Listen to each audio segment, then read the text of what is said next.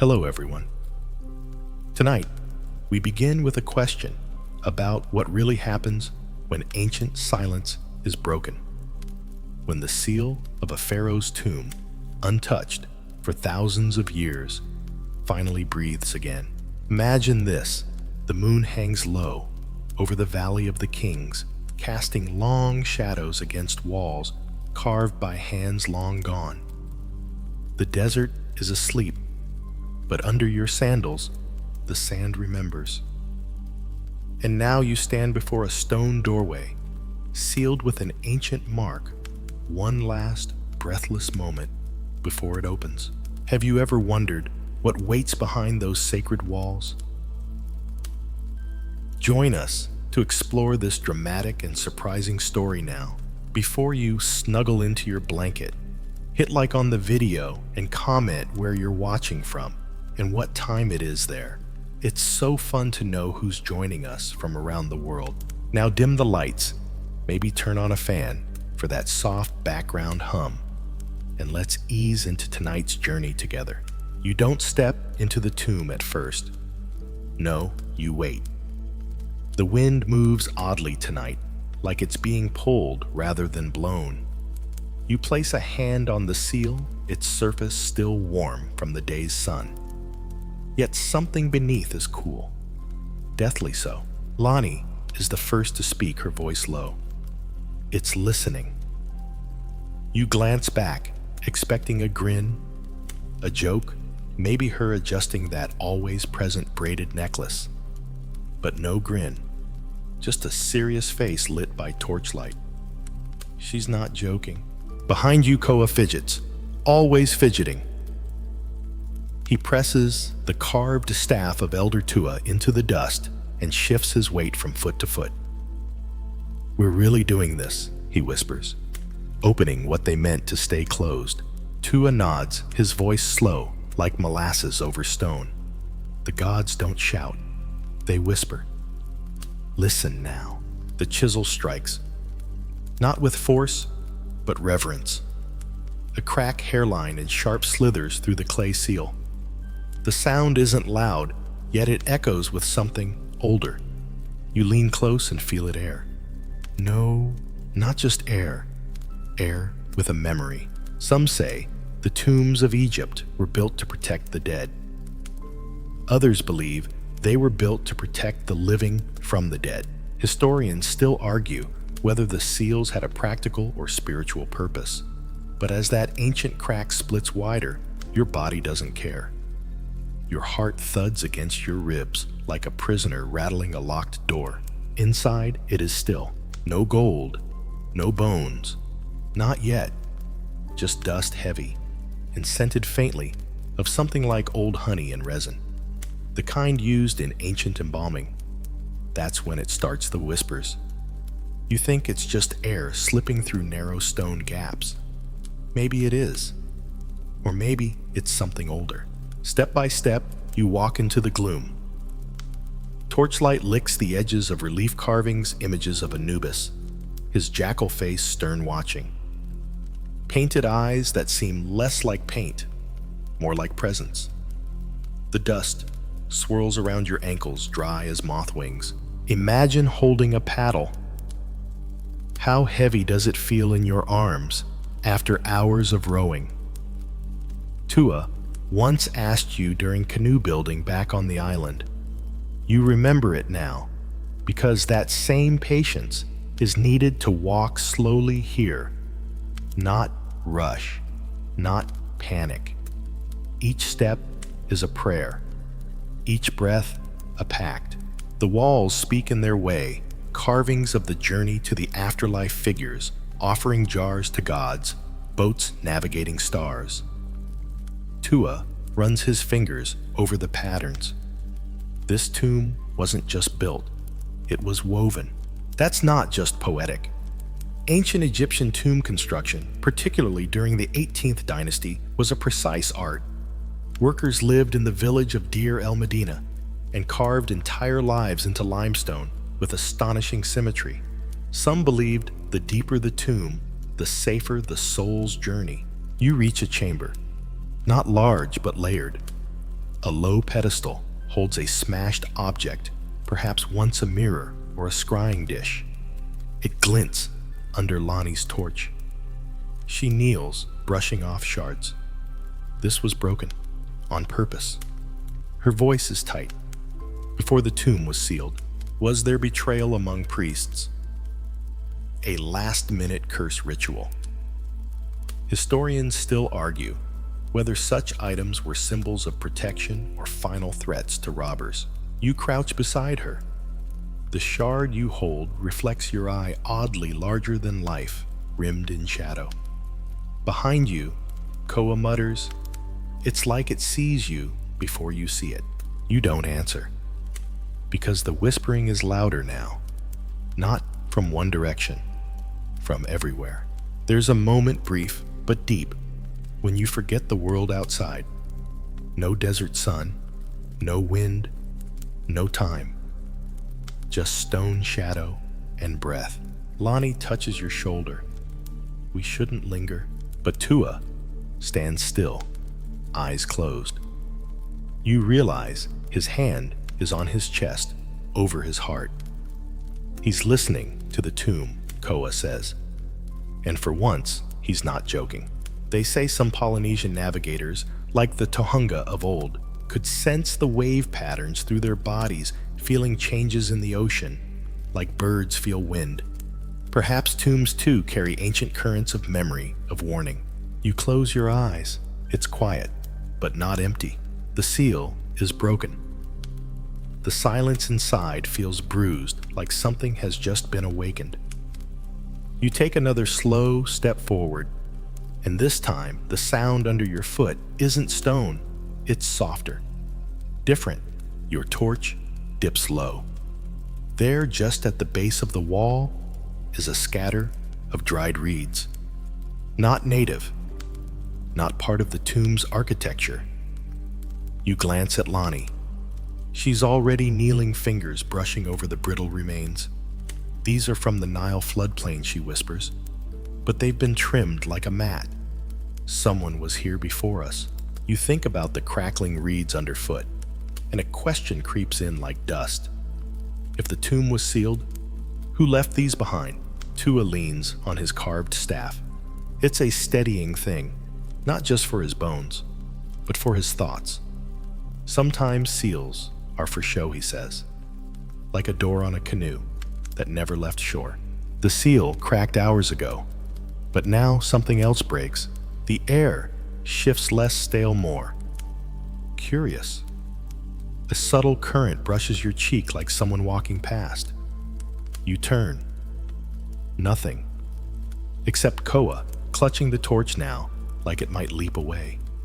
His knuckles are pale against the wood. I swear it's watching us. You smile gently. Hukuyu. He swallows. Everything. The jackal eyes on the wall. The long rows of hieroglyphs. The carved ankh. Each detail now feels less like decoration and more like presence. In ancient Egyptian belief, the tomb wasn't just a resting place. It was a vessel, a spiritual machine. It functioned to nourish the dead, protect them, guide them through the duat, the underworld. Each carving was part of the operating system. Lonnie finds a basin next, half buried in dust. Still holds oil, she says, or what used to be oil. She dips her finger in and pulls it out, coated in something thick and dark. Myrrh resin, or blood dark ink. She smells it and recoils. Whatever it is, it's not asleep. Historians still argue whether tomb offerings were symbolic or intended for actual consumption by the spirit. But as your fingers graze the rim of the basin, you sense this wasn't an offering. It was part of a process one interrupted, maybe even sabotaged. Tua hums, a low vibration in his throat, like a boatman singing into mist. It's a tune you've heard before, ancient Polynesian, but oddly fitting here.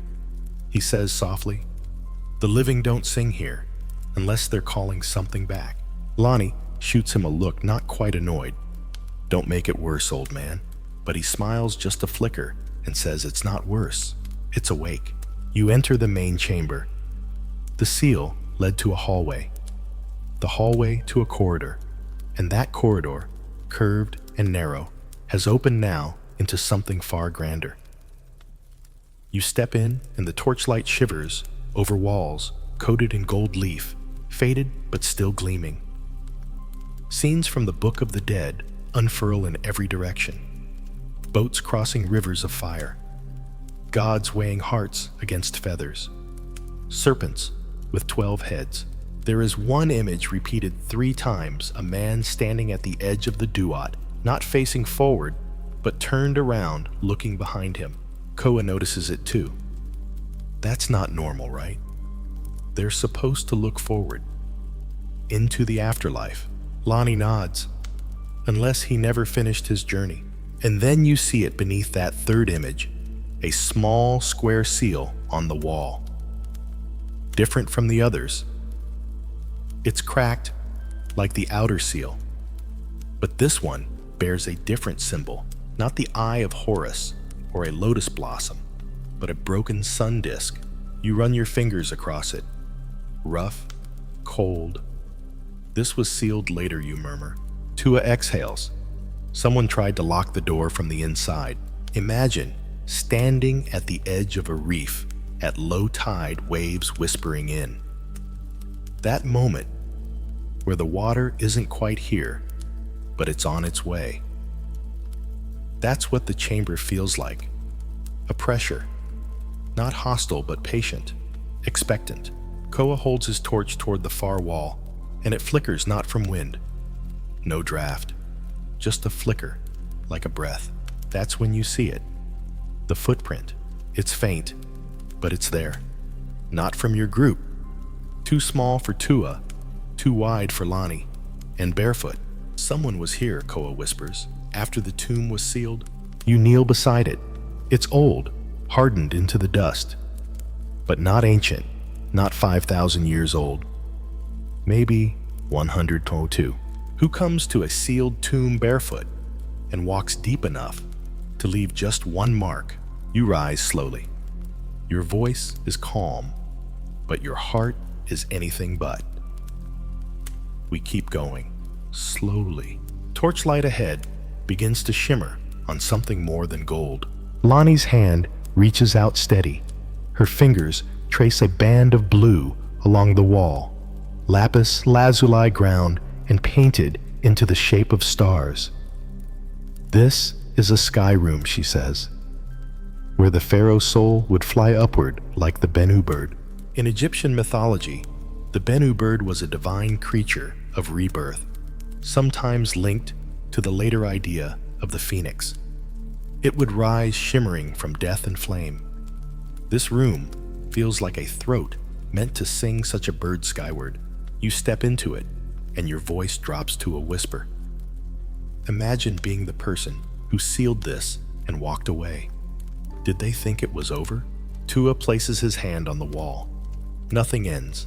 It waits. You don't speak at first. The moment feels too full. The lapis stars shimmer above you, soft as tide pool glimmers at twilight. You tilt your head up, holding the torch high. Light dances across constellations laid centuries before Polynesians ever carved shell maps or followed bird flocks across the Pacific. The Pharaoh beneath your feet. Whoever he was wanted to ascend, wanted to rise. But something in this room feels less like ascension and more like a question still unanswered. Look at their eyes, Lonnie murmurs. She's staring at the gods, painted on the far wall, Ra, Osiris, Hathor, all with solemn, unblinking gazes. But between them is one figure unlike the rest. A jackal-headed man, yes, but not Anubis. Not quite. He lacks the regalia. His posture is off, and curiously, his eyes are not painted forward, but sideways, toward a crack in the wall. A servant, you ask? Or a watcher, Lonnie says. Maybe both. Koa steps closer, torch trembling slightly in his hand. You can almost hear his heartbeat fast and thudding. He's not usually brave in the front, but something about the figure calls him. He raises the torch, and the shadows leap. The figure's eyes flicker.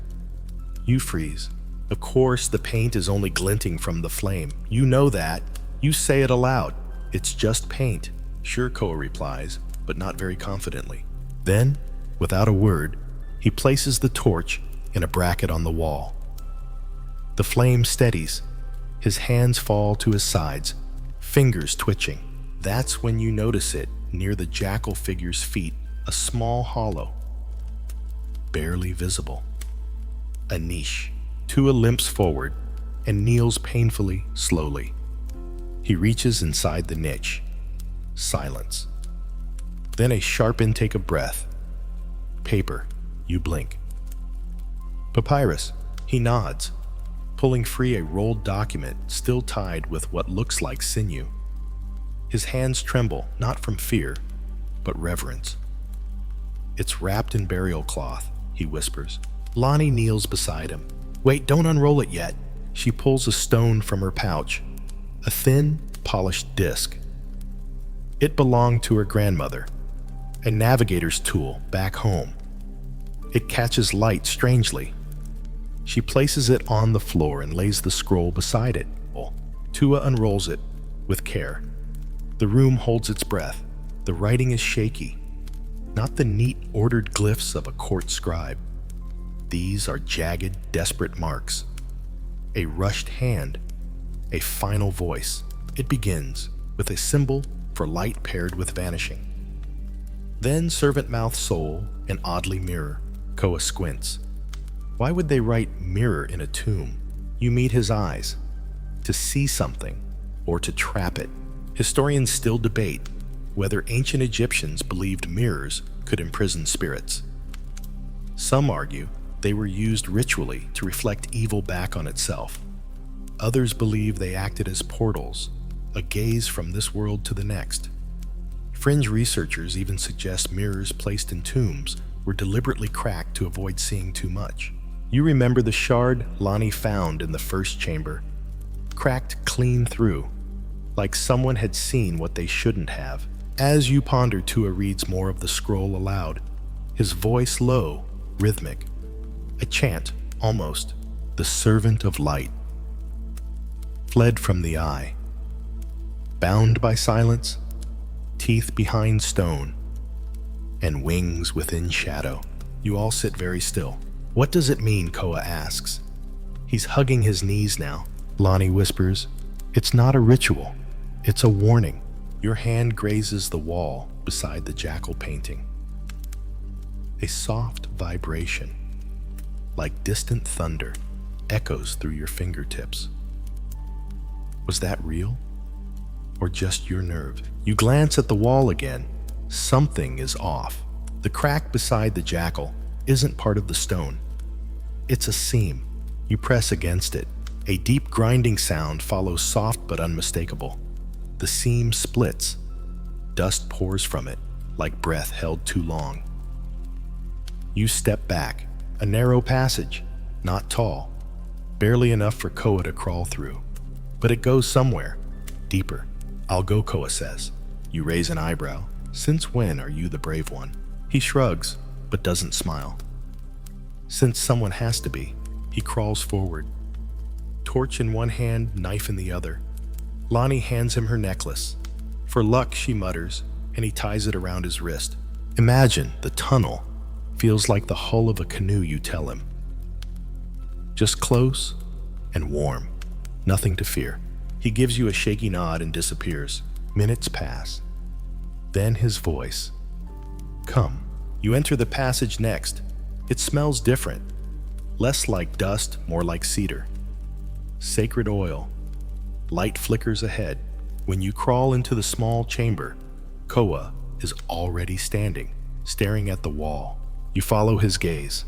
Another figure painted on the wall this time, just one. A pharaoh in full regalia, arms folded over his chest. But something is wrong. He has no face. Not worn away, not faded. It was never painted. A blank oval of gold leaf gleams where the face should be. Tua, crawling in behind you, gasps. The faceless one. You glance over. You know it. He nods, then presses his palm to the floor. It's a story we tell. A god who never had a name. A king who gave up his face to guard the souls of the dead.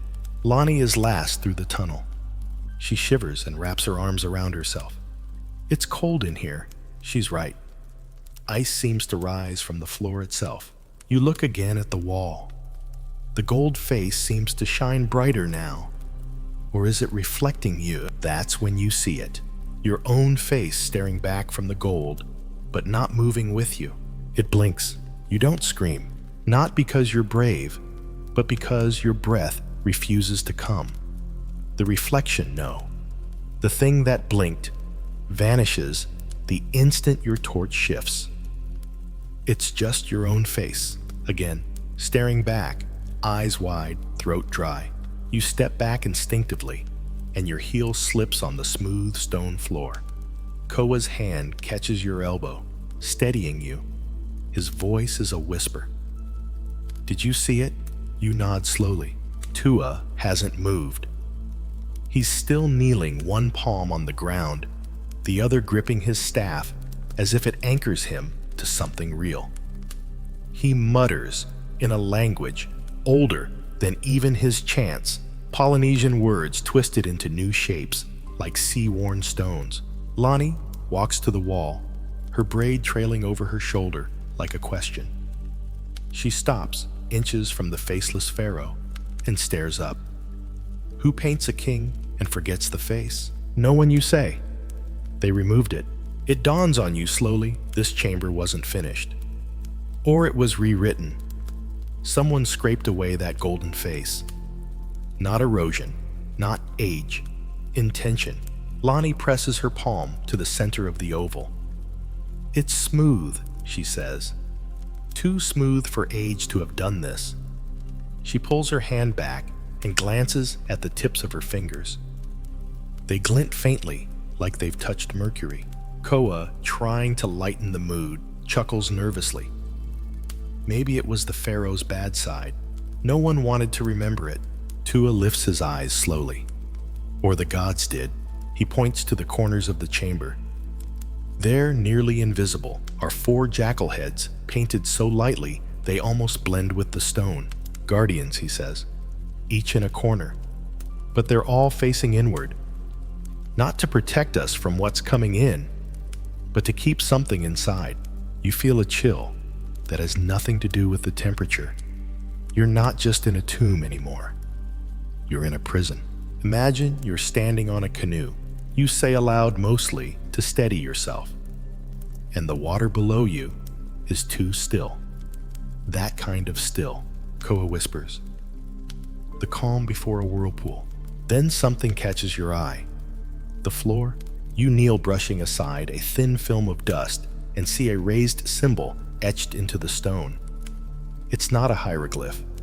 It's circular, formed of spirals, Polynesian spirals. Your heart skips. This wasn't made by Egyptians. Lonnie joins you, brow furrowed. What is it doing here? Historians still argue. You mutter whether cross-ocean contact between ancient Egypt and Polynesians ever occurred. But this symbol shouldn't be here. Tua's face is solemn, or it should. Some truths drift farther than boats. You run your fingers along the spiral, and you feel it again, vibration. A soft hum, like chanting from deep beneath the earth. Suddenly, the chamber shifts, just slightly. A tremor, as if the tomb took a breath. The golden oval on the wall, where the Pharaoh's face should be, moves. Not much, just enough to be unmistakable. You all leap back. There's a click. A seam appears beneath the gold leaf. Lonnie steps forward, raises her torch, and slowly presses her hand to the center again. With a soft, ancient groan, the wall folds open. Not like a door, but like a curtain pulled aside. And behind it is not more stone, but darkness. Pure, complete, unlit dark. Koa raises his torch. The light doesn't penetrate. It just stops. Tua grips his staff. That's not a room. You all stare. Then Lonnie says, the only thing that makes sense? It's a void. You don't want to enter. Every part of your body resists, but your feet betray you. Because something in there calls, not with sound, with memory. You step forward, and for a heartbeat, everything vanishes. No chamber, no companions, just lightless silence, and then a voice. Not words, not even human. Just the shape of a thought, brushing your skin like wind off a mountaintop. You blink, and suddenly you're standing not in the void, but on a riverbank. The Nile. You see papyrus boats drifting, hear priests chanting, smell incense and crocodile breath. The world is vivid but wrong. The sky is black. The sun never rose. You're witnessing a ritual. A priest stumbles. An object shatters a mirror. A cry goes up. People run, and then his face. The faceless one. He turns toward you. You scream without sound and fall backward. The vision ends. You're back in the chamber, collapsed on cold stone. Lonnie's hands gripping your shoulders. You were gone, she says. Not walking, not speaking. Just standing in the dark for minutes. Tua leans over you, eyes full of worry. You saw something. You nod. Not the past, not a memory, a warning. Koa speaks quietly. Then maybe this place isn't a tomb. You sit up slowly, heart pounding. Then what is it? Lonnie glances into the void, her expression unreadable. A gate or a scar? You stare at the opening. It's still there, still waiting. And though none of you say it aloud, the same truth settles over your group like desert nightfall. You can't leave yet, because the tomb isn't done with you. You wake before you remember falling asleep. Or did you sleep at all? You're lying on your side cheek against cold stone. Around you, torches flicker in their brackets, though no one remembers lighting them. Lonnie sits across the chamber legs, pulled to her chest, braid undone eyes fixed on nothing. Koa paces a tight circle, tracing the same path again and again, his lips moving silently. Tua is whispering, not chanting, whispering to someone or something you cannot see. You sit up slowly, every bone aching, like you've rode against a headwind all night. Your throat is dry, your mind heavy, but one detail is sharp. The void is still open, still dark, still calling. Lonnie notices you stirring. She doesn't smile, just says, "We should have left when the seal cracked." You nod. She's not wrong. But she's also still here. All of you are. Because even in fear, curiosity weighs more. Tua finally turns. The tomb is folding in. He speaks the words like a weather warning. It knows we're here. You glance around. The jackals in the corners seem different. Their paint darker, their teeth longer. Your torchlight feels more swallowed than cast. The floor beneath your feet hums faintly like the hull of a canoe over deep, deep water. And you remember Tua's old story. When the sea is too quiet, don't trust her. That's when she's listening. Koa crouches beside the open wall where the faceless figure vanished into gold. He doesn't look inside.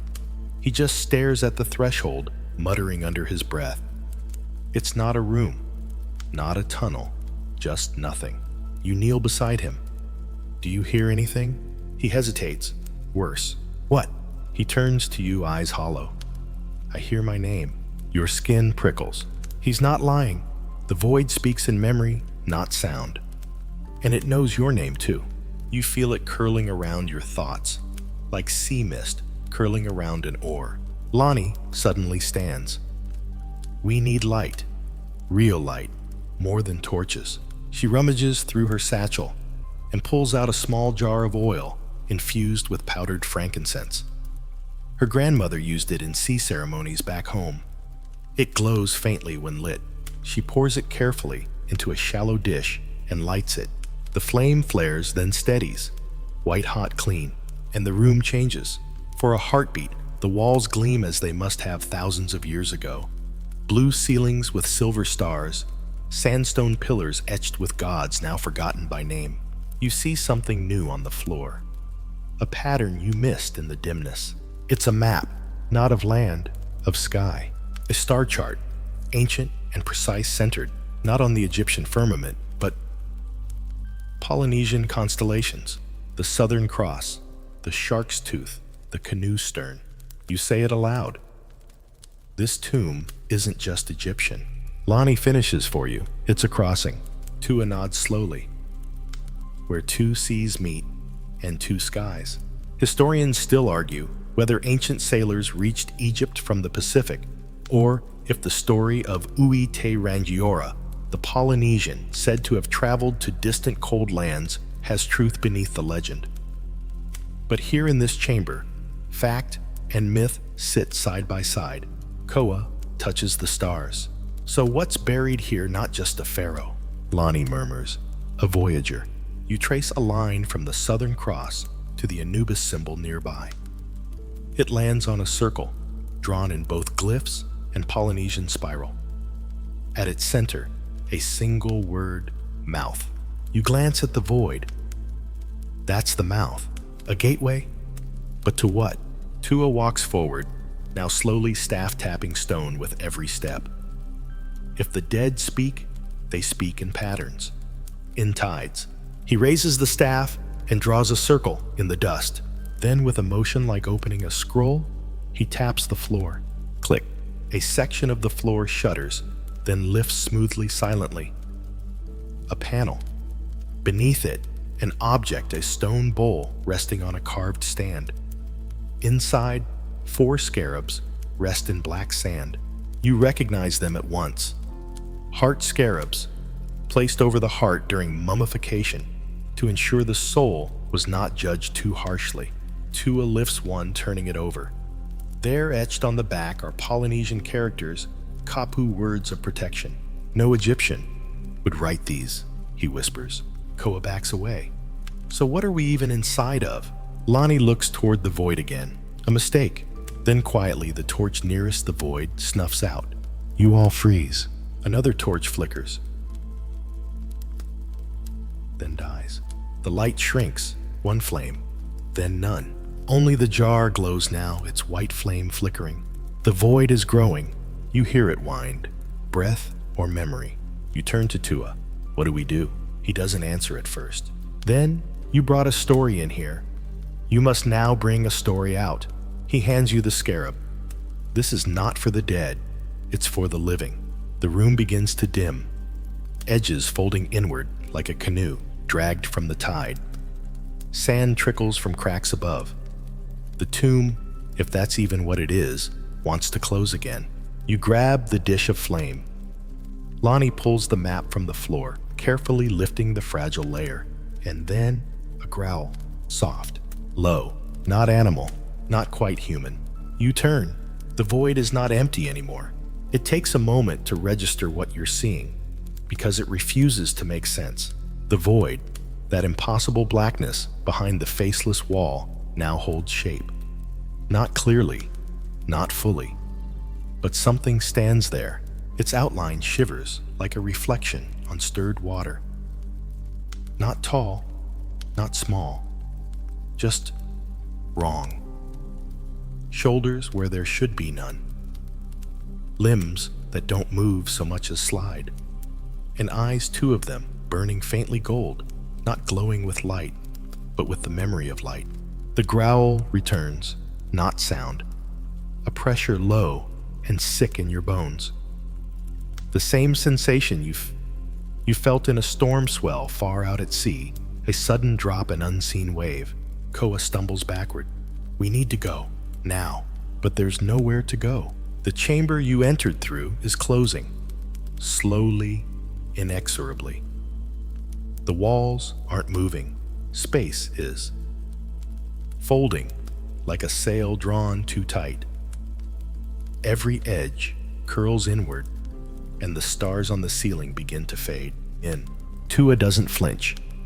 Instead, he raises his staff and steps between the creature and the rest of you. This was bound, once he says, voice level. It can be bound again. You want to believe him, but Lonnie shakes her head, clutching the map tight against her chest. No. This was never bound. It was hidden, and now it's found. Think, you say. If this place was a crossing point, if it held someone, or something, from more than one world, then what was the seal meant to hold in? Tua answers, though not to you. He addresses the darkness. You were a king once, or something close, a voyager between stars. What did you do to be buried faceless? The eyes blink. Then it steps forward. You raise the scarab Tua gave you. At once, the pressure lightens. The growl stops. Whatever it is, it fears the object. Koa, watching, with wide eyes, breathes. So we do have a weapon. Tua shakes his head. Not a weapon, a promise. This scarab holds a vow someone loved the thing buried here. Loved it enough to lock it away forever. Lonnie lowers the map. But if it's awake now, it means something's been broken. That wasn't supposed to be broken. Historians still argue whether ancient tomb curses were real psychological or simply clever deterrents. But some fringe researchers point to deaths, illnesses, and strange phenomena tied to specific excavation events. You never believed those stories. Until now. The creature steps forward again. The scarab glows faintly in your palm, not with heat, but weight. It feels like holding your entire ancestry in one hand. Imagine it, you whisper, half to yourself, half to Koa, holding the carved prow of your family canoe ready to launch into a night with no stars. You don't know what you'll meet, but you still push off. Koa doesn't answer. He just stands a little straighter. You step forward, 1 pace, 2. The creature pauses. You raise the scarab. I see you, you say softly. And I carry the memory of the one who sealed you. Its eyes flare, then dim. It steps back. The void ripples. Behind you, Lonnie opens the oil jar again. She pours a line of it across the floor between you and the void, then lights it. The flame races, forming a glowing crescent barrier. Sacred flame, she says. Symbol of passage and protection. The thing in the void halts. For a moment, just a breath, it looks almost sad. The gold eyes lower. The flickering shape bows its head. Then like smoke, it dissolves. The void snaps shut. Silence. Not peace absence. You collapse to your knees. The chamber is still again. The torches flare to life one by one, as if sighing with relief. The walls no longer shimmer. The jackals no longer stare. Tua leans heavily on his staff. It's gone, for now. Lonnie's hands shake as she unrolls the star map again. We need to find the burial chamber. The real one. There's more here. A reason this place was built like a maze. You look around. The scarab still rests warm in your palm. You rise. The floor beneath your feet no longer hums with tension, but with invitation.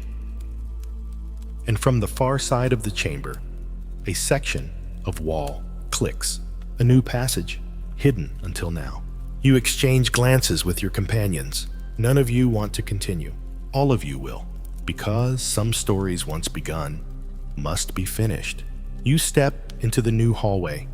It slopes downward, always downward. The air grows warmer, the scent changing from dust and death to something richer. Earthy, almost sweet. You reach a chamber carved with care. Smooth walls, no paintings. Just a single stone coffin at the center, half sunken into the floor. No gold, no traps, just silence. You approach. Lonnie traces the edge.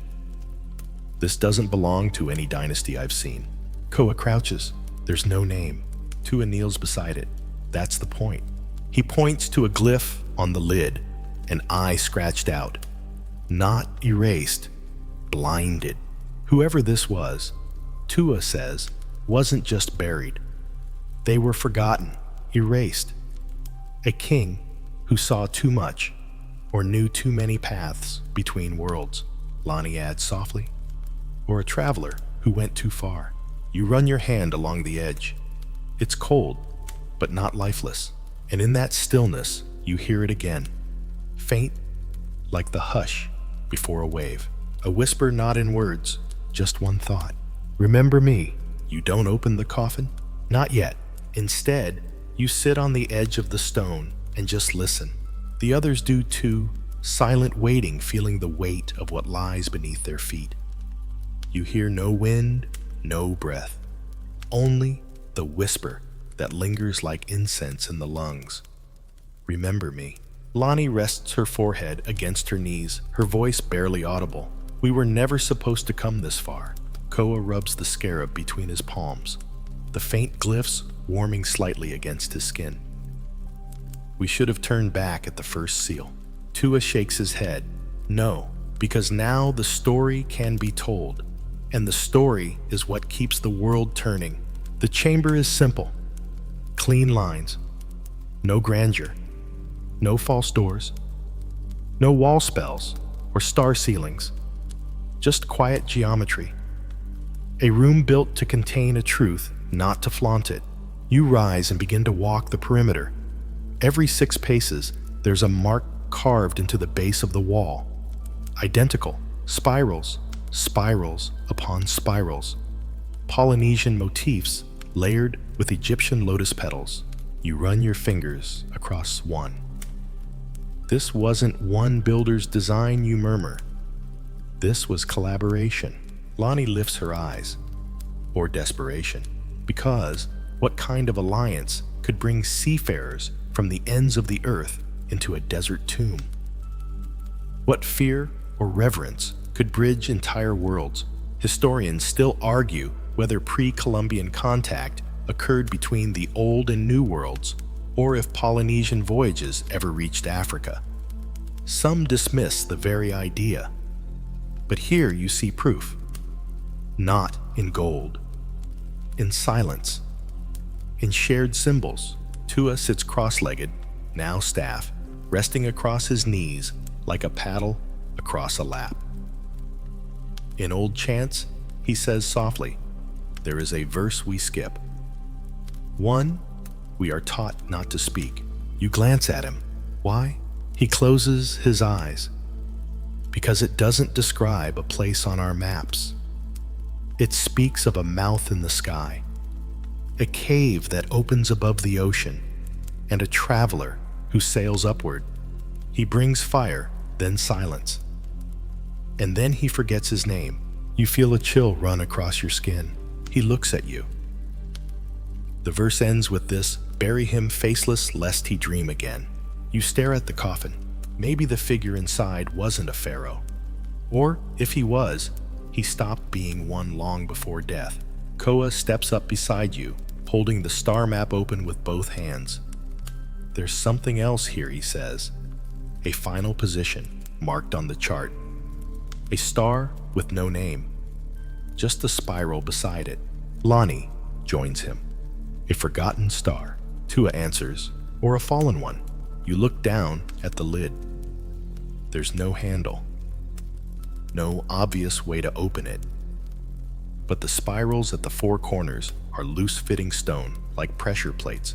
You place your hand on the nearest spiral. It fits. You glance at the others. Then press. Koalani and Tua do the same. A deep rumble. The stone lid shudders, then slowly slides aside, like the sea pulling back before a wave. Inside, there's no mummy, no wrappings, no linen, just bones. And armor, rust-red, time-worn, scorched by something more than time. A breastplate, unlike anything Egyptian light layered, almost like bark hardened to stone. Around the skull is a circlet, not gold, but something darker. A band of obsidian inlaid with tiny seashells, Lonnie reaches out, but stops herself. This isn't funerary wear. Koa nods. This was worn in life. You lift a pendant resting on the figure's chest. A stone carving in the shape of a bird. Not Egyptian, not Polynesian. Something else, and beneath it, a folded cloth, against all odds, preserved. You unfold it slowly, inside a map. A different one, not of stars, of currents, sea routes that do not exist on any known ocean. Names written in glyphs that flicker between Egyptian and something far more fluid, like waves crashing into words. This is how he traveled, you whisper. Not by boat, not by land, by current. Tua's voice is low. The current of memory, the flow between story and silence. You don't understand it yet, but the tomb does. The walls begin to hum again, softly. The jackal heads you saw in the earlier chamber, now they return. Not painted, projected somehow. Shadows of heads forming above the coffin. They bow. You step back, heart pounding. Tua bows, in return, head low. Then the shadows vanish, just long enough for you to see. The bones are gone. The armor, the pendant, the cloth all still there. But the body has vanished. You whisper. He woke. Lonnie places a hand over the empty chest space. No. He moved on. You all stare into the coffin as if it might speak. It doesn't. Instead, from the far side of the chamber, the floor shifts again. Another passage, sloping upward this time. You exchange looks. None of you speak, because some doors don't wait for permission. They open themselves. And this one has. You gather what you can scarab map pendant. You leave the armor. You leave the stone. Because whatever you woke no longer sleeps here. You step into the new tunnel, and behind you, the tomb seals itself. The passage is narrower than before. You can't stand fully upright, none of you can. Even Tua has to hunch his carved staff, dragging faintly against the low stone ceiling as you move. You lead the star map rolled beneath your arm, the pendant tucked into your satchel. Its weight presses like a heartbeat against your side. Koa follows close behind, one hand brushing the wall for balance, the other still clutching the scarab like a talisman. Lonnie walks in silence, torch held low. Her braid is tied again, but there's a different set to her shoulders now. Alert, yes, but reverent too. Tua brings up the rear, humming under his breath. Not words, just the sound of something old, deep and careful. The slope winds upward. The air grows cooler again. The scent of resin fades, replaced by dust stone and something faintly green life. You take it in, like the first fresh breath after a storm. The tomb is behind you, or is it? You reach a fork. Two paths split like roots, one wider, sloping steadily carved clean. The other is narrower, irregular rough-hewn. No light, no draft. Tua stops. Which path? Lonnie kneels and places her fingers to the floor, feeling for vibrations like she would read the hull of a canoe. Left is older, she murmurs, but right is quieter. Koa stares into the right-hand darkness. Quiet isn't always safer. You remember something, a moment on the water years ago. A lesson from Tua. When the ocean holds its breath, it's not peace. It's preparation. That lesson feels too close now. You choose left. It curves gently upward, the walls changing color as you go from the sandy ochre of the inner tomb to a pale granite streaked with mica. The torchlight glints on the stone, and Lonnie lets out a quiet breath. We're rising. This stone is from closer to the surface. Then you see it. A door, not grand. Just a slab balanced on a pivot. A traditional design, one used in tombs to seal passages without visible hinges. This one bears no writing. No jackals, no seals, only a single symbol. A spiral, carved shallow and precise.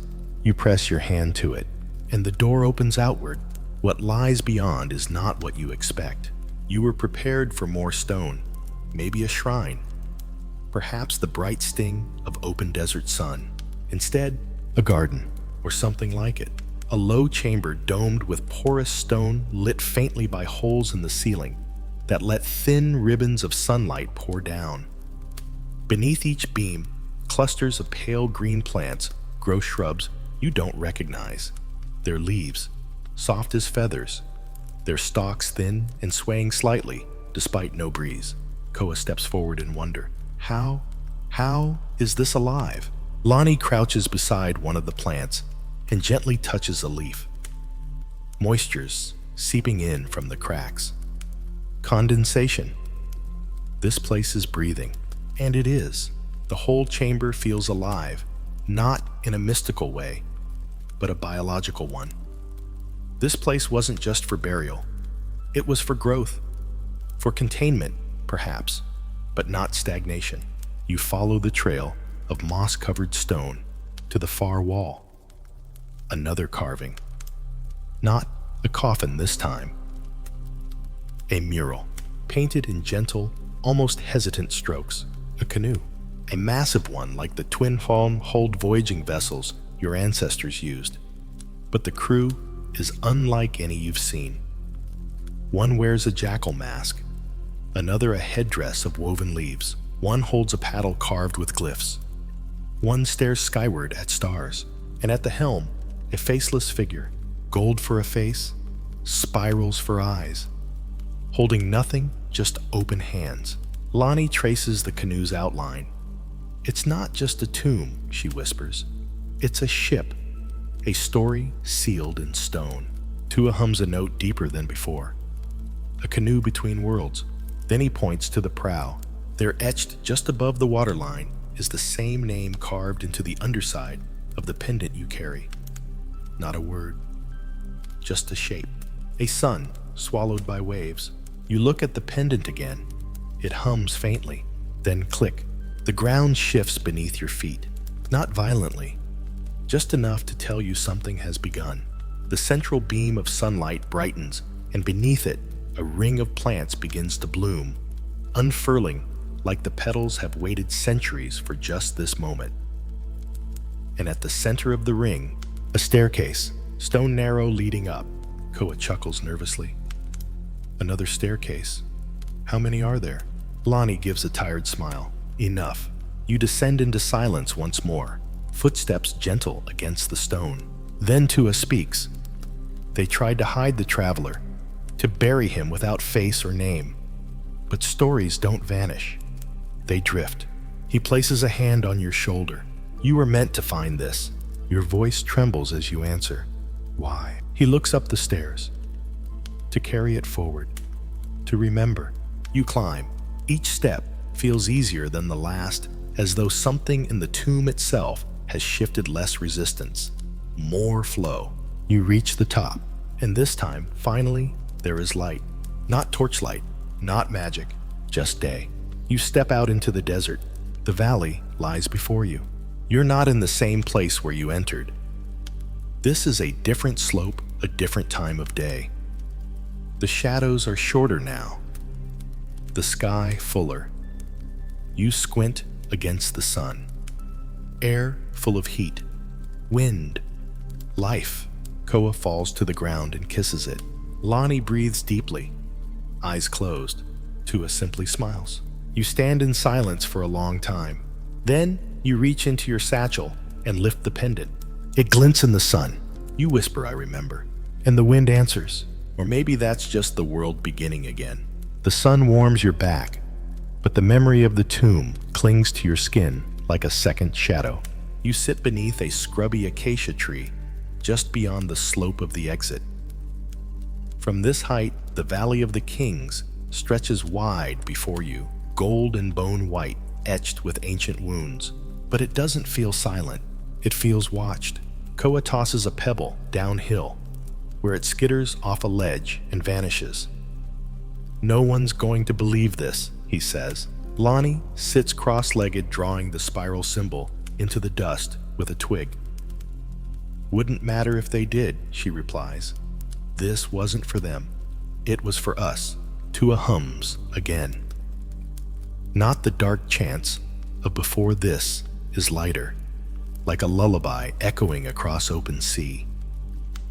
A tune your ancestors might have sung beneath a sail of woven pandanus stars above and sharks below.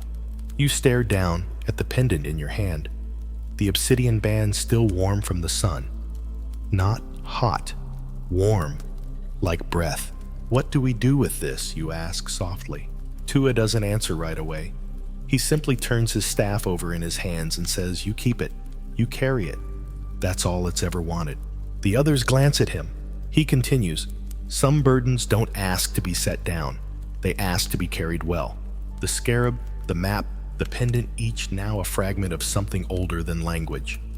Not artifacts, not evidence. Echoes. You look out over the valley and wonder how many other tombs hold stories like this. How many gates disguised as graves? How many pharaohs were never kings? And how many kings were never meant to be remembered? You speak aloud. It wasn't a curse. Lonnie nods.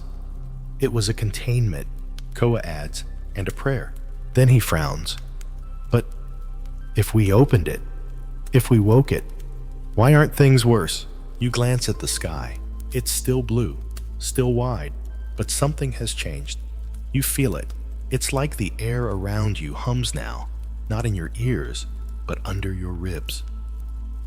A second rhythm, and the world, for all its familiarity, feels just slightly tilted. Tua answers your unspoken thought. You didn't break the world, you reminded it. Lonnie tilts her head. Of what? That there's still mystery, he says, still stories. And the more we forget, the more those stories knock to be let back in. Silence returns, but it's a good silence, like a canoe drifting on a smooth lagoon. Paddles resting, sky softening. You all sit together as the day climbs higher. Eventually, you descend from the rise, following goat paths and dry gullies, heading back toward the camp. The archaeologists you left behind their tents, the crates, the canopy tarps, all seem unchanged. The world hasn't noticed the void you stepped through. It just kept ticking forward. But you've changed. You reach the edge of the camp. A breeze lifts the dust. A wind chime made of bone and copper rattles lightly on a string. Someone calls your name in the distance, casual and unworried, as if you only went for a stroll.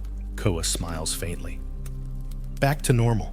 But Lonnie says what you're thinking. There is no normal, not after this. Tua turns to you. Come, it's time. Time for what? He lifts the star map from your satchel. To write the next part. You blink. We're not done. He chuckles.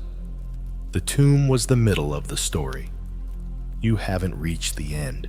You sit down in the shade of the canopy. A fresh page of papyrus waits. You lift a reed pen, dip it in ink. The others gather around, not speaking, only watching. And then you begin. In the desert beyond, forgetting where the sun bleaches bone and shadow alike, there lies a door without a name. The words pour out, not invented, not forced, just remembered. Because you've become the seal now. You are the next guardian, and the story must move. As the sun sets behind the mountains, casting long orange shadows across the sand, a breeze lifts the corner of the map. It flutters, revealing a single, unfamiliar glyph, one that wasn't there before, a spiral.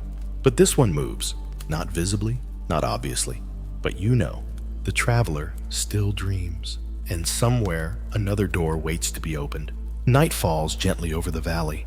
You lie awake beneath the stars, cocooned in your sleeping cloth, the desert air finally cooling after its long day of radiance. Crickets hum, sand shifts, the fire crackles low, but sleep doesn't come easily. Your fingers keep tracing the shape of the spiral on the pendant again and again. It's almost comforting now, like a tide pulling softly against your thoughts. Across the camp, Koa snores quietly, sprawled like a man who survived his own legend. Lonnie is still awake too. You can hear her steady breath just a few paces away, pretending not to be watching the stars. She always sleeps with one eye on the sky, and he doesn't sleep at all tonight. He sits cross-legged just beyond the firelight, his carved staff planted firmly in the sand, eyes reflecting starlight, as if waiting for something, or remembering something too large to hold in daylight. You finally rise and walk to him. You knew more about that place than you let on, you say quietly. He nods. A story must unfold like a sail. If you open it too fast, the wind tears it apart. You sit beside him, and together you watch the stars. There's more, isn't there, you ask? More tombs like that? Tua shrugs. Maybe. Maybe not tombs. Maybe lakes. Or mountains. Or people. He points upward. The story you carry now. It lives in that sky as much as it does here. Every culture has its own name for it. But it's always the same tale. Someone who saw too far crossed too much and came back changed. You glance at the Southern Cross, just cresting over the horizon. They buried him in a place meant to be forgotten, you murmur. Tua smiles. And still, he found a way to be remembered. There's a long pause. Only the fire and the wind. You ask what's been gnawing at your mind since the moment you left the tomb. Did we free him? Tua doesn't answer right away. Instead, he taps the staff 3 times against the earth. Then no. You acknowledged him. That's different. How? Tua looks at you. He was never imprisoned. He was lost. And now, at least he's part of the song again. You try to take that in. It feels like paddling against a slow current. Heavy, steady, inevitable. Can I ask you something else, you whisper? He nods. Who was he? The faceless one. The traveler. Tua's brow furrows in thought. Then he says very softly, he might have been one of us. You blink. Polynesian. Not by blood, by spirit. He followed a current we know well. The current of trust, of voyage, of never turning back. You stare into the fire for a while after that. Eventually, Koa stirs and mutters something about roasted fish. Lonnie rolls over and groans. Tell the stars to quiet down. She's joking, but only halfway. And that's when you hear it, far off from beyond the dunes, carried gently on the breeze, a low rhythmic chant, soft, incomplete. Like a lullaby sung by someone who's forgotten the last verse. You stand slowly. The others hear it now too. They sit up alert, but not afraid. Koa whispers, "We're not alone." You nod. "No," says Lonnie. "We never were."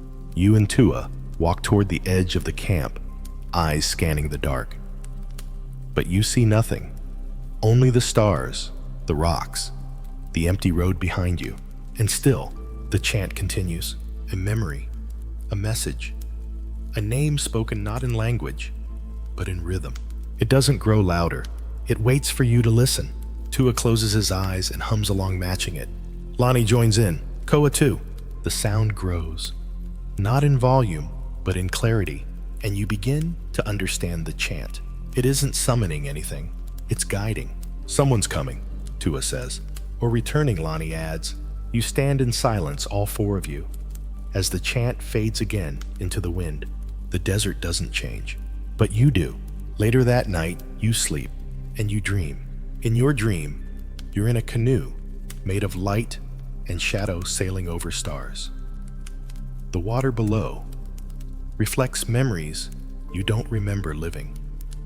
The paddles are carved from coral. The wind smells like papyrus and salt.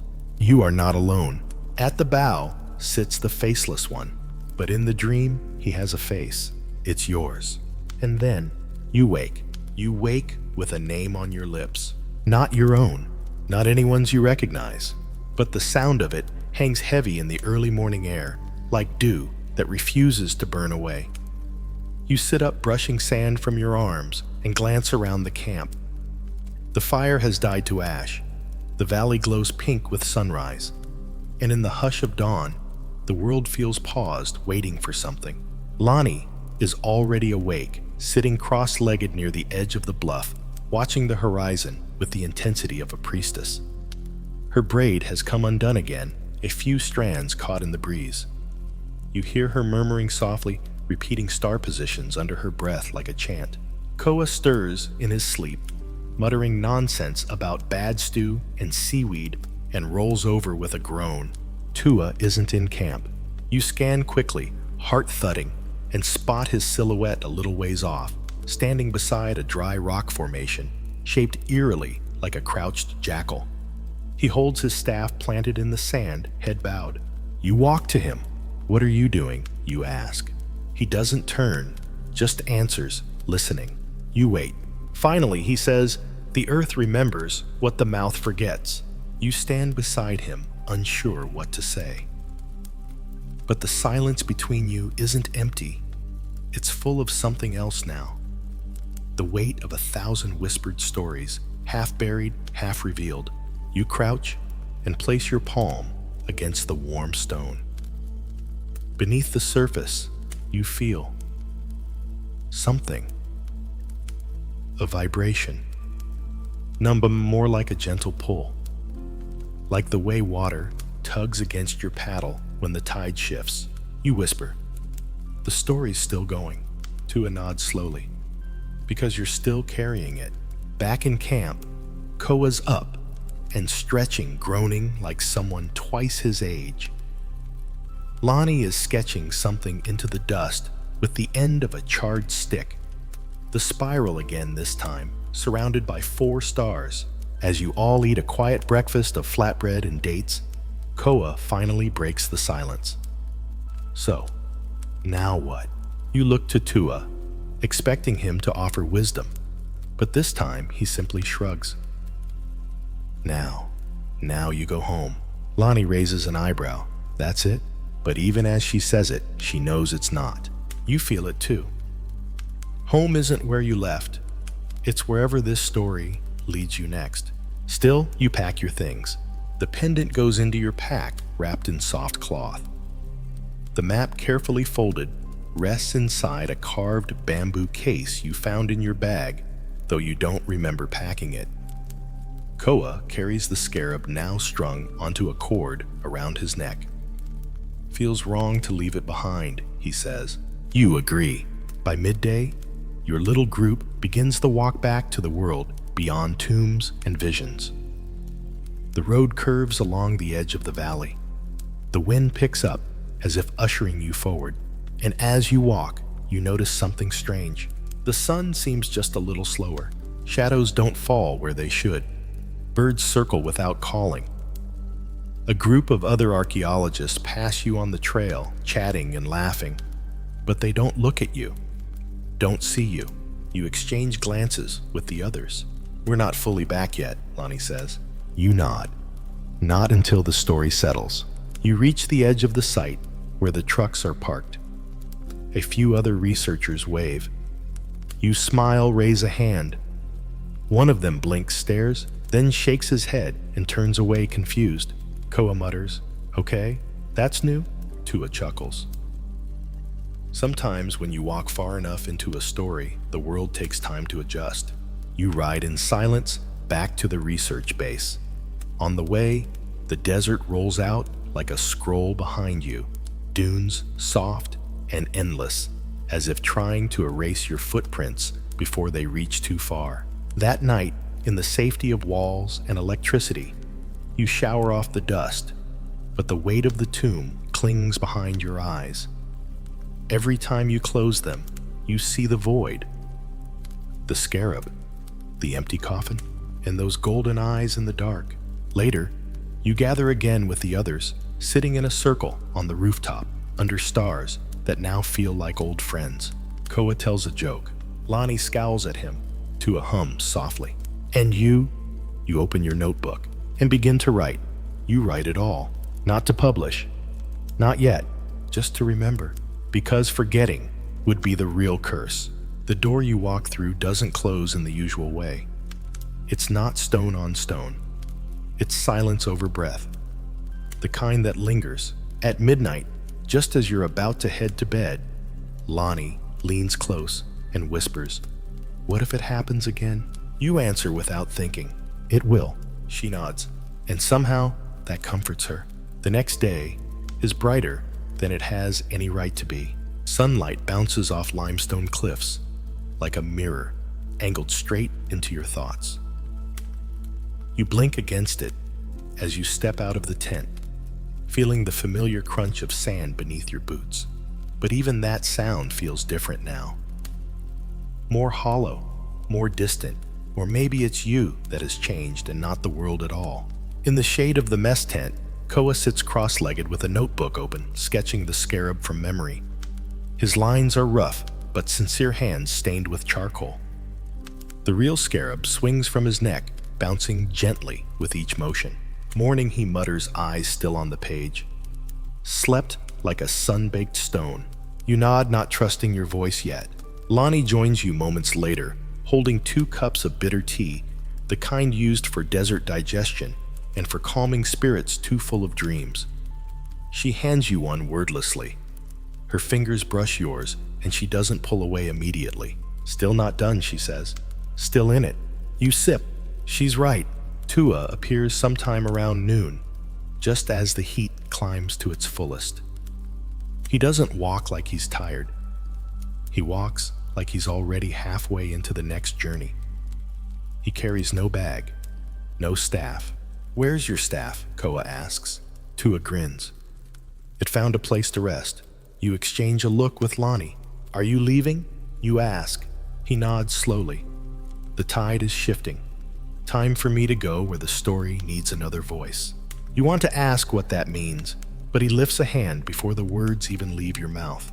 You'll know when it's time. When the next door opens. You'll feel it like the weight of a paddle before the first stroke. He reaches into the folds of his tunic and produces a small object wrapped in soft cloth. He hands it to you. You unwrap it carefully. Inside, a second scarab.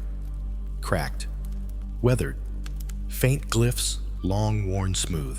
"This was mine," he says, "from long ago, before I forgot my own dreams." You hold it in your palm. It feels familiar, like something you've misplaced and finally found again.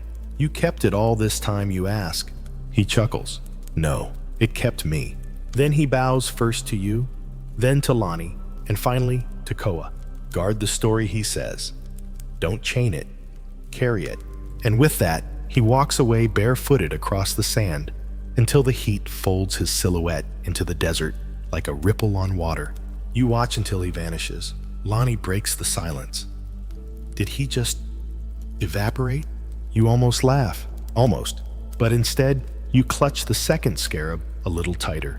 Later, back inside the tent, you and Lonnie unfurl the star map again. You trace the spirals, the constellations, the impossible blend of Egyptian glyphs and Polynesian navigational knots. There, just at the edge, an island. Drawn not in cartographer's ink, but in pressed gold leaf. So faint, you missed it before. "What's this?" she asks. You shrug. Another destination. Koa leans over your shoulder. "Or a memory we haven't reached yet." You smile faintly. You spend the rest of the day documenting everything. The scrolls, the pendant, the strange star alignments. Lonnie transfers the map to digital format with painstaking precision. Koa builds a timeline on the whiteboard, though none of you can agree where exactly to place the traveler. Before the 18th dynasty, Lonnie insists. Or maybe outside of dynasties altogether. Koa mutters, "Let's just right at the edge of time." You scribble it down. That night, a wind picks up unusual for the season. Tents flap. Sand whispers against the canvas. You dream again. The canoe of stars is there, but this time, you're not the only one in it. Lonnie paddles beside you. Koa scans the horizon with a shell-shaped telescope. And at the rear, where the helmsman usually stands, there's only a shadow. Not threatening, just watching. And the stars above are unfamiliar again. Different shapes, different skies. You wake with a single thought in your chest. There's more. Not metaphorically, not symbolically, actually more. You feel it as certainty now. The tomb wasn't an ending. It was a threshold, and the current is still pulling. As dawn breaks over the cliffs, Lonnie sits beside you again drinking tea. You turn to her. Would you go back, you ask. She doesn't hesitate. If the current calls, yes. You glance at Koa, who's already packing his sketchbook into a bag. He grins. I knew we weren't done. You all laugh. A little too loud, a little too long, because laughter is what people do when they're walking toward the next door, even if they can't see it yet. You leave the valley quietly. No grand departure. No press releases or public declarations. Just the three of you, Koa with his sketchbook, Lonnie with the pendant in a pouch at her chest, and you carrying the map that still shimmers faintly when touched by morning light. The wind picks up behind you as you walk. Not enough to stir sandstorms, but enough to feel like breath at your back. Encouragement, maybe. Or a gentle warning. The road leads you east toward the coast, toward water, because all stories told under desert sky must eventually remember the sea. You reach the Red Sea in 2 days, not rushing, just walking, talking when needed, silent when not. Along the way, Koa insists on finding tea in every village because no one thinks clearly without leaves in their water. Lonnie pretends to roll her eyes, but always drinks. You ask for news of tides of odd sightings offshore. Most people laugh. Nothing but sand and sea, they say. Same as always. But one old fisherman bent with sun and years pulls you aside as you pay for dried fish.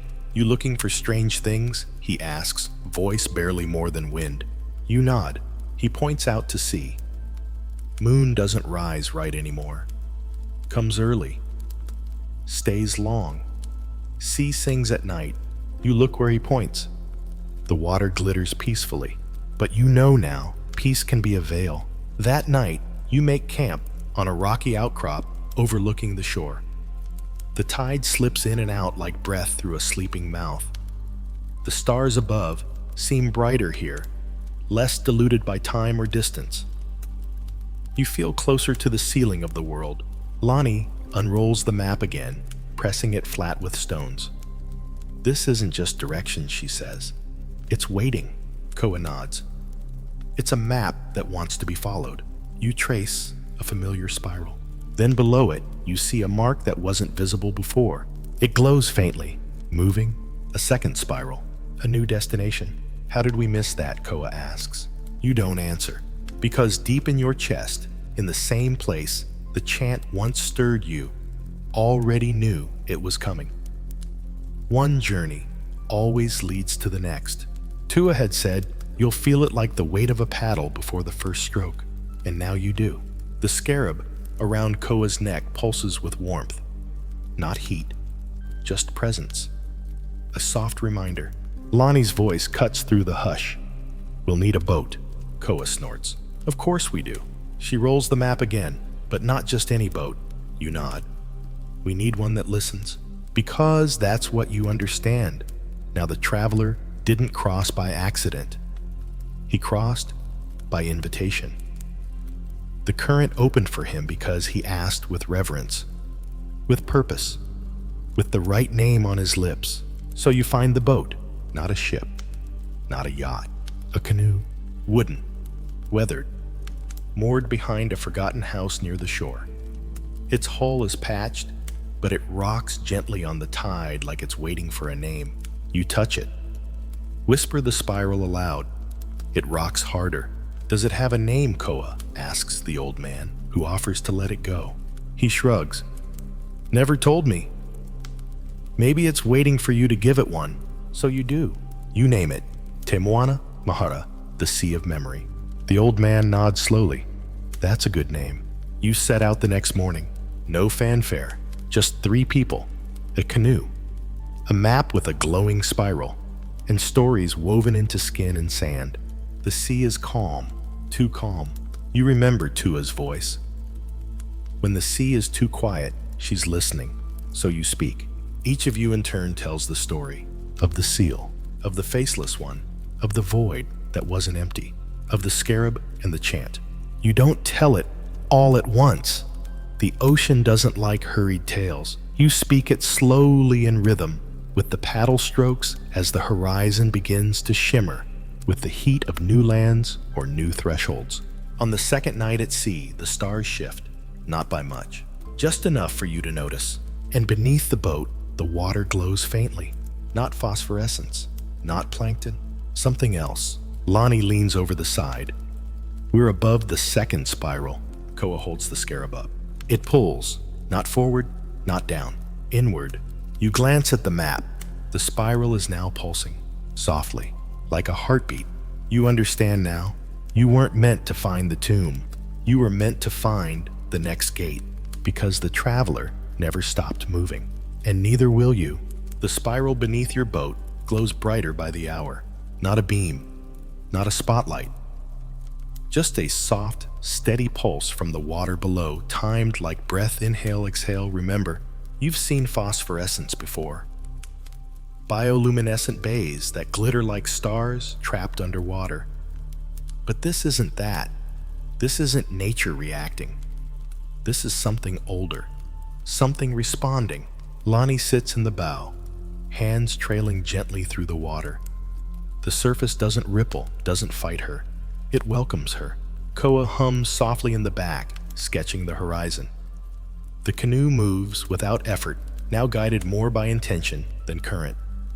You haven't raised the sail once. The wind moves with you. You pass small islands that don't appear on maps. Mounds of black rock, dusted with driftwood and seabird feathers, carved faintly with symbols you recognize but can't name. They watch you glide past, but offer no invitation to stop. The sky grows stranger too. At dusk, the stars return, but not in the same positions. Familiar constellations stretch, tilt, shift. The Southern Cross leans westward. Orion's belt fractures into 4 stars, not 3. Lonnie says nothing, but she's counting under her breath. These aren't our skies anymore, she murmurs. Koa looks up. Then where are we? You answer before you understand what you're saying. Still sailing the sea of memory. The wind thickens around you. Not harsh, but dense. It smells like rain that hasn't fallen yet. Like petrichor from a world still forming. Then just before midnight, Lonnie whispers, "Stop." The boat slows, obeys. You look down into the water. Below you, not depth, not darkness, but doorway. A perfect spiral, etched into the ocean floor, glowing with the same warm pulse as the tomb. Around it, faint glyphs, some Egyptian, some Polynesian, some you can't read at all. I think this is it, Lonnie says. Koa leans over the edge. So, what do we do, Dive? You shake your head. We remember. You lift the map. As your hand brushes the center of the spiral, on the parchment something shifts. The water stills. The wind halts. Even the stars seem to pause. The boat vibrates gently. A thrum in the wood. A hum through your spine. Then one by one, the spirals on the map begin to fade, all except one. The one beneath you. You don't speak, don't move, but the boat does. It begins to lower, not sink, descend, like it's being invited downward, as if the sea were folding away just for you. The water doesn't rise around you, it parts, and below the world opens. You see stone carved like coral, not quarried like temple walls. Pillars rising in curves, not lines. Structures shaped like shells and waves, not built, grown. A city, not Atlantis, no. Not a myth with columns and amphorae. A memory given shape. The canoe rests gently on a ledge of glass-smooth stone. You step out without resistance. You're breathing. The others are too, because this isn't the ocean anymore. This is something else. The gravity here is different, softer. The air, if it is air, tastes like salt and sandalwood. The structures pulse faintly with light, responding to your presence. Where are we? Koa whispers. You run your hand along the wall. It glows beneath your touch. We're inside a story. You walk forward. The hallways open like tide pools at low ebb, inviting quiet full of ancient secrets. Along the walls, murals, not painted, formed, as though memory itself hardened into texture. You see the traveler, the faceless one, but this time his face is whole, not golden, not hidden, just a human face, strong, weathered, watching. In one mural, he kneels beside a canoe. In another, he carries the scarab in his palm, holding it over a sleeping child. In the last, he dissolves into spirals, becoming the sea itself. Lonnie stops in front of it. He wasn't cursed, she says. He chose to disappear. Koa runs his fingers over a symbol beside the final spiral. He became memory. You look around heart heavy. Why?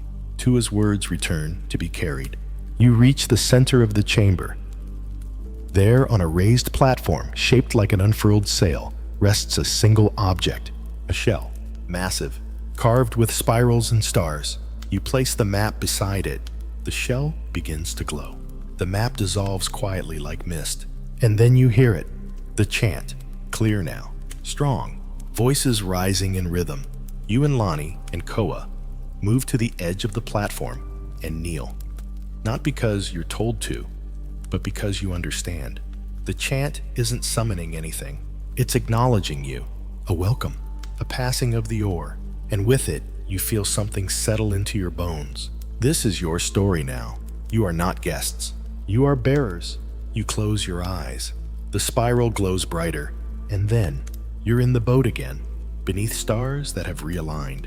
The sea is calm, the current gentle, but inside your hands, no map, no pendant, just memory, and that's all you need. The canoe floats in silence.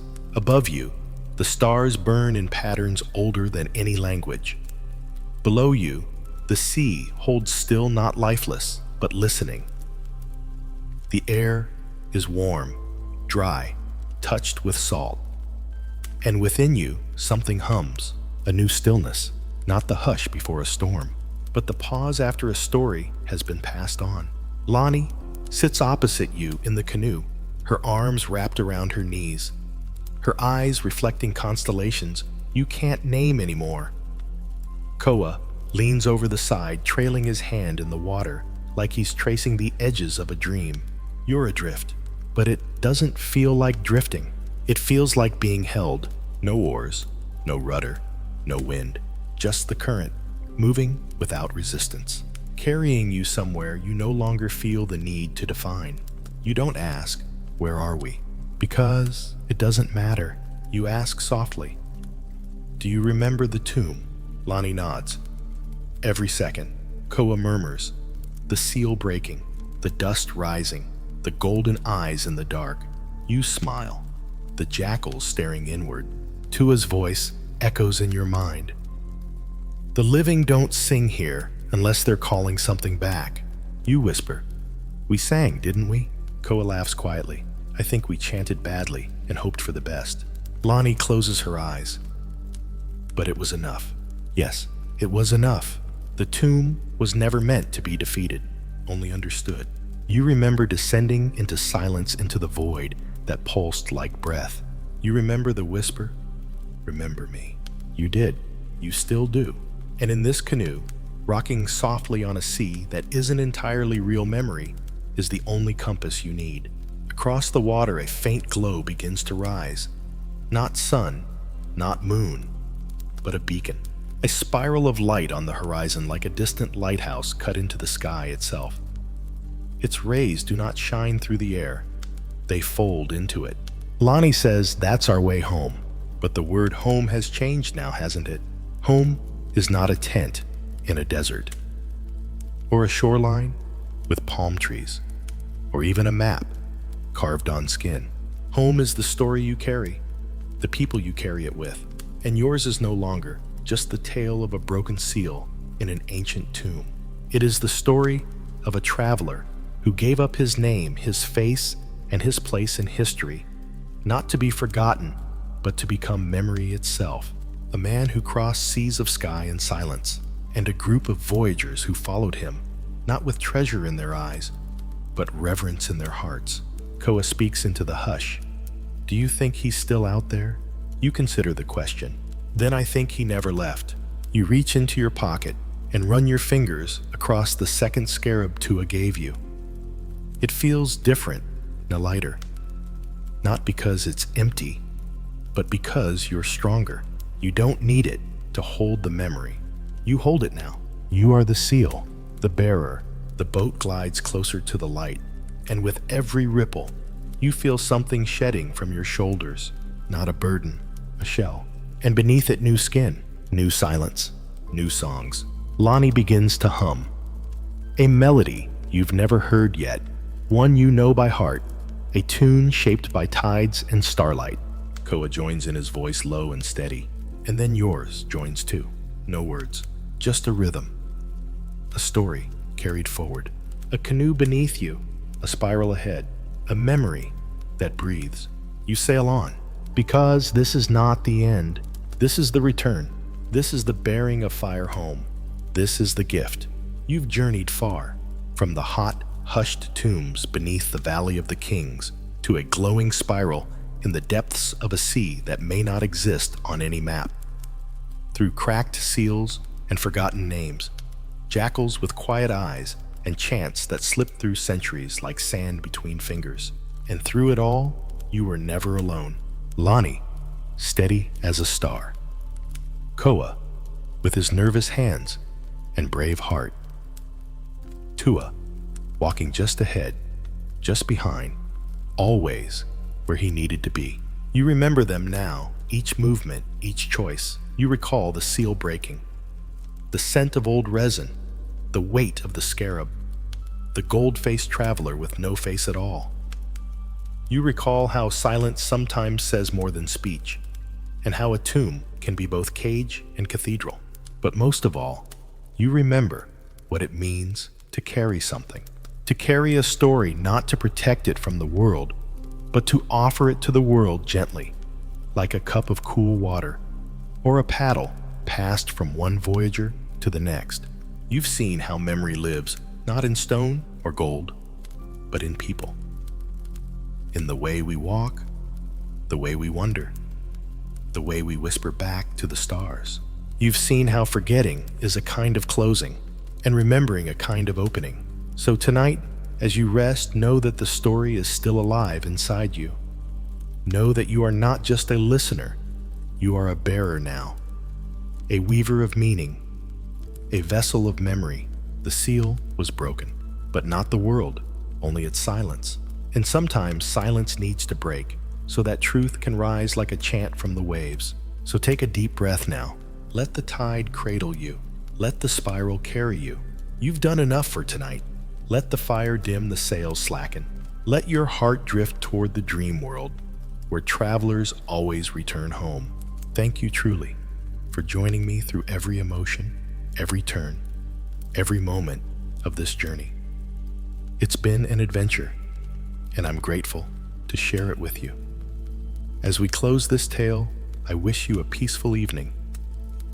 May you have a restful night, deep sleep, and dreams filled with wonder and light. Rest well, you've earned it. And when you're ready for the next story, I'll be here waiting to journey with you again. Before you go, if you loved this tale, please leave a like and share your thoughts in the comments. I'd love to hear what moved you, surprised you, or lingers with you long after the story ends. Until we meet again, good night, and see you in the next adventure.